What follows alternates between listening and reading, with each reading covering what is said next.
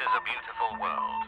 When I was 5 years old, my uncle started sexually abusing me, and that abuse continued for 5 more years. But then when I was 9 years old, my grandparents, who also lived next door, adopted a dog named Sylvester. Dr. Aysha Akhtar is a neurologist, a public health specialist, and a public health service commander for the U.S. government. And Sylvester and I just fell absolutely in love with each other.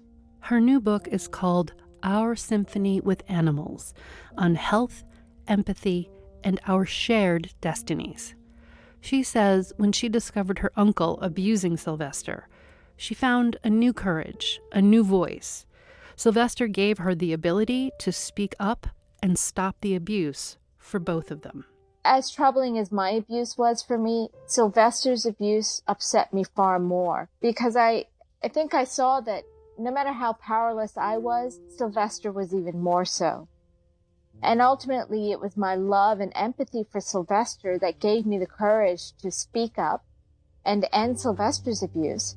And that led me to speaking up and ending my abuse. Aysha has gone on in her life to become a powerful advocate for animals and to research how animals' health affects our own. A lot of adults will suddenly find this bond with animals during stressful or traumatic times for them. In her book, she talks with people who have terminal illnesses and crushing life challenges, who found the inspiration and energy they needed through their connection with animals. Animals can change people, like the notorious mobster James Giuliani. So James he worked for the Gambino family. He was a mobster for them. Lived a life of just complete selfishness, a life of violence. He had no interest in animals. He would call them dirty nuisances. He saw no need for animals. Then one day he came across an abused dog. The fact that this dog was so abused just enraged James Giuliani. And that awoken that kernel of empathy that was always deep within James. Giuliani's life changed profoundly after meeting that abused dog. He now devotes his life to rescuing and saving animals, and he goes around the country teaching children and others kindness for animals. Aysha says improving the lives of animals literally improves our own lives, improving the conditions of factory farms, reducing bacteria in our diets, lessening the carbon imprint of industrial food production, and reducing the animal products we consume is the best path for animals' health and for our own. One of the single most important things we can do is cut back on eating animals. You will be healthier for it. You will have a far less risk of a stroke. You will help reduce climate change. So I think if we really, truly do care about reducing violence and reducing suffering in animals, we have to look at what we're eating.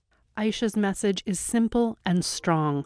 When we save animals, we save ourselves, and we play our part in the great global animal symphony. The title actually came from when I was at an animal sanctuary. This was in Texas, and it was evening time, and I was listening to Ivy, who was a rescued pig, who was snuffling as she was snorting in her sleep, and she was very content.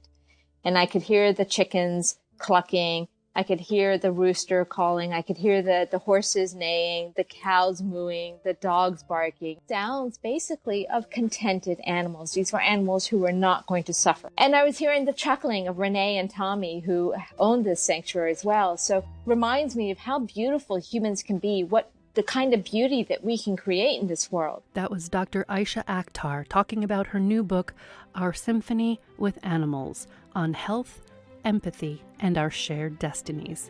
I'm Heather McElhatton, and this is A Beautiful World, NPR News. Brought to you with help from the Pohlad family.